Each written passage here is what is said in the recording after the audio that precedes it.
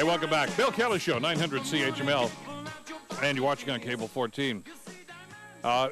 Anytime you've ever had to have work done around your house, and I think at one time or another that has happened to all of us, you know, whether it's do a renovation or to fix something up, or let's put a new roof on, or let's add a bathroom downstairs, you know, or put a bedroom downstairs, you know, get the kids out of the top level. You don't know who to hire. And a lot of the time you hire people and, well, a lot of stuff can go wrong. It's like the old cliche, you know, about throwing the football. You know, 3 things can happen and 2 of them are wrong. Sometimes it doesn't turn out right. So you need to know who to go and talk to and who can you trust in situations like that. Bobby Asadorian is a contractor around town here. He's the host of Just Ask Bob, which is seen on Cable 14, and a guy who knows the stuff inside out, as you're about to find out in a couple of minutes. It's great to have you in here today. Thanks for coming. Thank you, Bill. Thank you very much for having me. You're a local guy, Sir John A. McDonald guy. Yes. But you didn't take stuff like that. You didn't do the building or anything in school, did you? No. It came to me afterwards. I mean, I've always had a gift for the gab. I've always liked people, enjoyed making people happy, pleasing people. So obviously after Sir John A. McDonald, I gravitated to sales. Then I realized that can come and go. Home improvements, home renovations, whether it's old homes, and especially the way they make new homes, there's always going to be work for me. That's very important. I can always take No kidding. Endless business with supply of work to get into, so I chose wisely. Is it fair to say, and this is not going to be an indictment of the home builders or anything like that, because there are some fine ones out there. Yes. But whether you pay $1.5 million for a house or $200,000 for a house, there's still an equal opportunity to have poor workmanship in a situation. Correct. The whole problem with that, if we get political for a moment, is the Ontario Minimum Building Code. Honestly, whether it's a $300,000 home or a $1 million home, a lot of it is built to the minimum standard, so-called to create affordable housing. Now, if you look at the price of a new home, they're not very affordable, but they have to set the bar somewhere with the minimum code. But you might notice, though, the builder's home, the one he makes for himself, now, wow, that jumps out at you. That's not the minimum. That's built to the maximum code. Yeah. Same for renovations. The code says 20 screws here, you'll put 40 in, you know, because that's my house. NPL construction adhesive. The PL seals the deal. One of the things that I found to be problematic in houses that I've owned in the past is when you peel back the walls. Oh my God, what have they done? And a lot of the time it's not up to code. Exactly. How does that happen? Well, the problem is, I mean, new is one issue, new is the issue of the minimum building code. In renovations, my main business, or in older homes, the problem most often is what people have done to it. You know, like an old car, like picking up a 5-6-year-old car. Yeah. So this home now has had 5 different homeowners, 5 different handymen, multitude of projects, most often without a permit. If there's been a permit on the renovation or the addition or the small repair, and then you buy the home, it's been done right. City's done their due diligence. They've looked at it. But most often, especially in Hamilton, X amount of past homeowners, everybody's done their own thing. Then when you open it up, as we say, it's a can of worms, a very big can of worms. There's one thing that I want to get to right away, because as you say, this is job one if we want to get work done around our houses. Yes. And that is, well, you just showed me an example of it for those watching on cable, the trade license. Yes, very important. You just mentioned the fact that you kind of gravitated into the building end of things. A lot of other people did too. You know, with attrition, they maybe lost jobs in someplace else, and they're pretty good at doing stuff like this. Hey, they can build stuff, or hey, you know, I'm pretty handy with electricity or with wood or whatever the case might be. And a lot of them have morphed into very good business people and done very good jobs as builders and contractors and other things too. But not everybody is. And now you do this for the city too. Is it absolutely positively necessary that you make sure that you have somebody who's got a trade license? Absolutely necessary.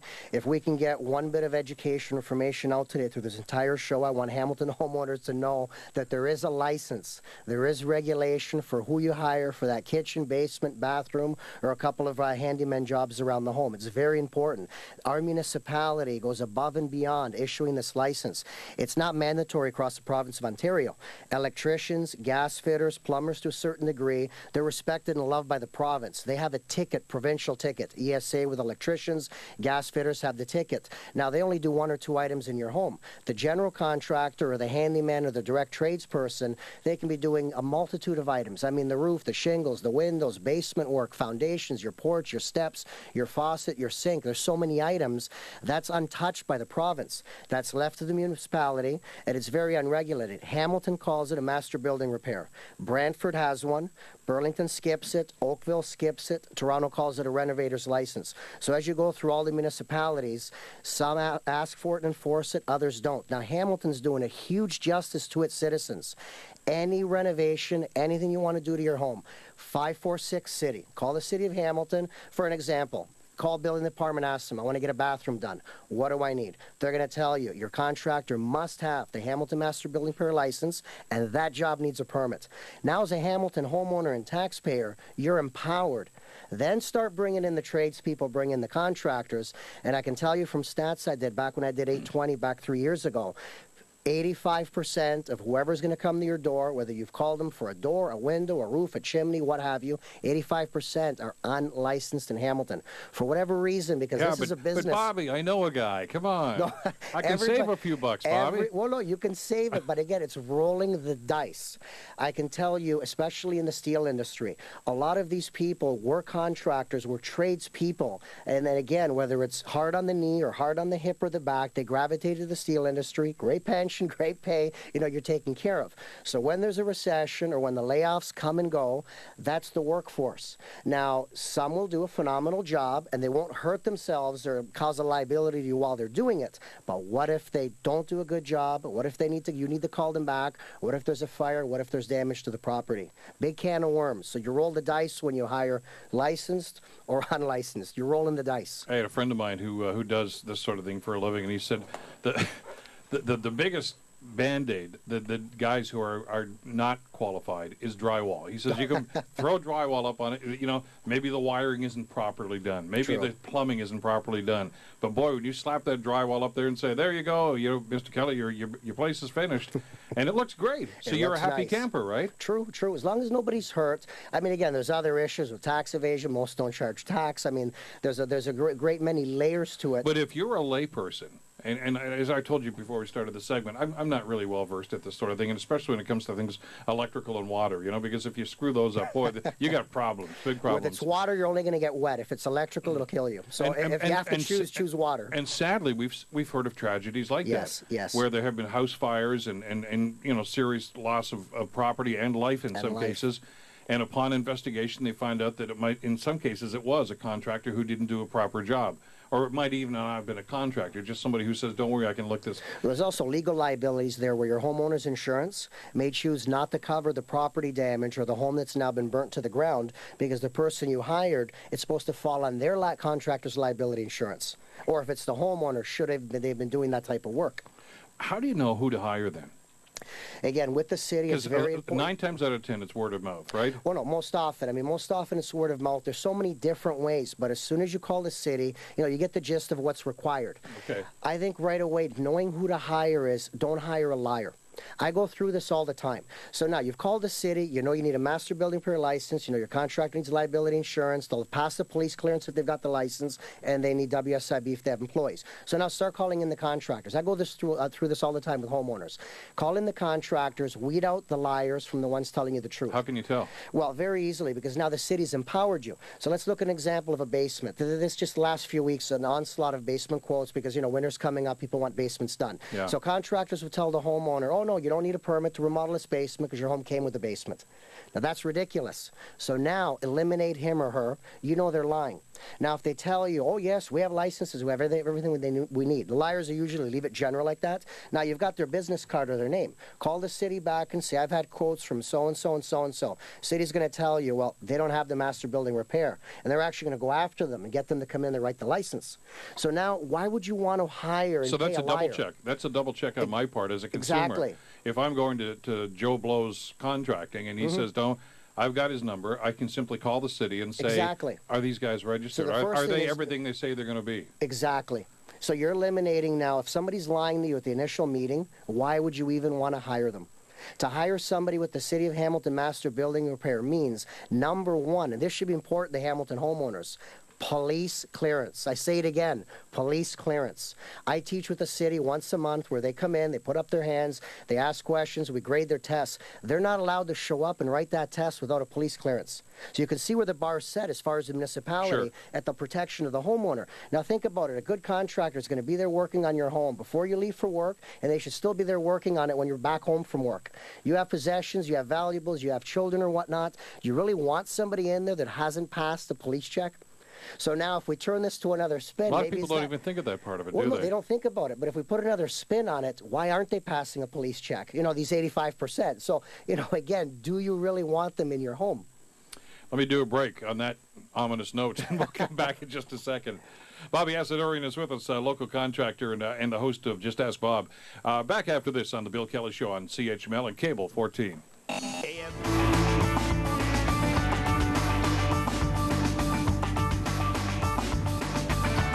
Welcome back. Bill Kelly Show, CHML Cable 14. A few more minutes with Bobby Asadorian, contractor, host of Just Ask Bob, which you've seen on Cable 14. And you're a contributor to a lot of publications, and you've got books, and we'll talk about those.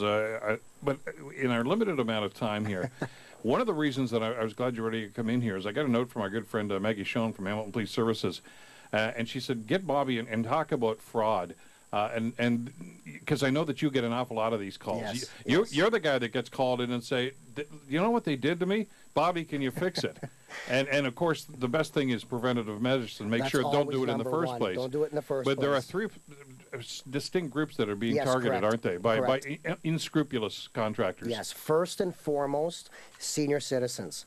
My life's changed a lot from the last 10 years. Now, the people that call me, the people I work for, are probably more than 80% senior citizens. They are number one to be taken advantage of, and I shouldn't even call them contractors. They're wannabe contractors. A real licensed contractor, no, they don't take advantage of anybody. The second group would be newcomers to Canada, immigration.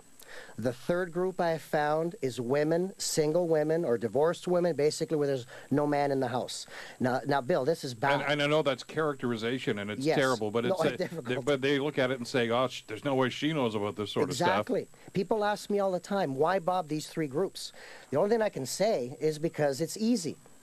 Seniors come from a day and age where you didn't need the deadbolt, you didn't need the chain, you didn't need all these, you know, the knee one that you put into the door so Yeah. resist the force kick in. They come from a day and age where they're going to trust you. So when you're faking in the crooks in the neighborhood and saying, oh man, we're just working up the street from you, we see your chimney needs some work. Well, those are the guys that pave the driveways. Exactly. Well, yeah, exactly. Seniors, they're being taken advantage of. Another reason is availability. Sure. They're home. They're retired. They're there. Now, the second group, newcomers to Canada. Again, for obvious reasons. The English skills. Language barriers. Language barrier. They may be a little more trusting because they're nervous, or they may not go to the authorities right away. And then the one you hit on the nail on the head there, women that are at home, whether single or divorced or without a man.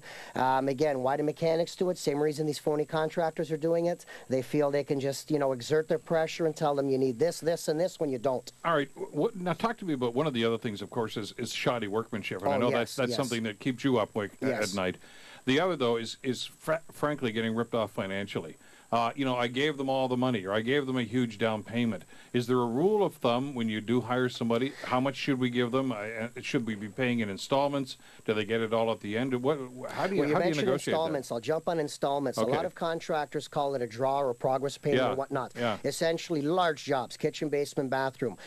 The crafty ones will tie it to time only. So every 7 days or on every second Monday an amount. Now, as contractors, good or bad, I mean, we can be doing 70-hour work weeks, weekends, everything. So we're hard workers. Sometimes we're sick, our knee hurts, our materials don't come up. Sometimes there's reasons where not a lot gets done. So if you're just asking for it on every second Monday, the homeowner just has to pay it because it's in the contract. Whether anything's Even though, been done, hey, Bobby, you even haven't though- been here for yeah, 3 days. Yeah, you haven't done anything. So that's no good. I call it a milestone progress payment, meaning at a predetermined level. So, for example, if you're doing a basement, upon all framing done, insulation, vapor barrier on, city's inspected. So try to tie these progress or milestone payments to city inspections. Now, the homeowner comes down, they know there's a payment due at this point. Is all the framing up? Yes, make a payment. At electrical, roughing of all electrical, pot lights and whatnot, the ESA, so should have been there. They've looked at it, they issue a certificate of pass, so it's tied to actual work. Now, as far as deposits, Ontario doesn't legislate that. There are other provinces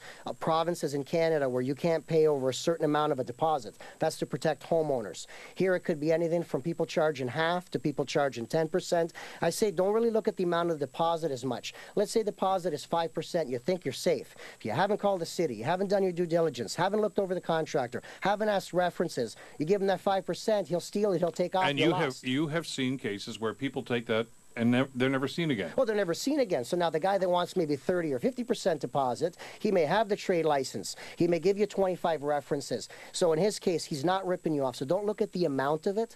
Call the city, 546. Know who you're dealing with. Know who you're dealing with. Evaluate them. If they pay a trade license, they pay thousands for contractors' liability. They pay WSIB. They've got a website. They've got an address. They've got an infrastructure. They're not getting ahead in life by stealing deposits. They're working. They're hard workers. Boy, there's so much more to cover. You got to come back. We need an hour. We need more than that. Have me back. We need an hour. You have a website? Yes, justaskbob.com. www.justaskbob.com. Hamilton, send us your questions, send us your problems, send us your photographs, and watch every Monday, 4:30 and 10:30, the Just Ask Bob Home Improvement Show on this channel. You betcha, on Cable 14. Thanks so much, Bob. Good to see you again. Thank you.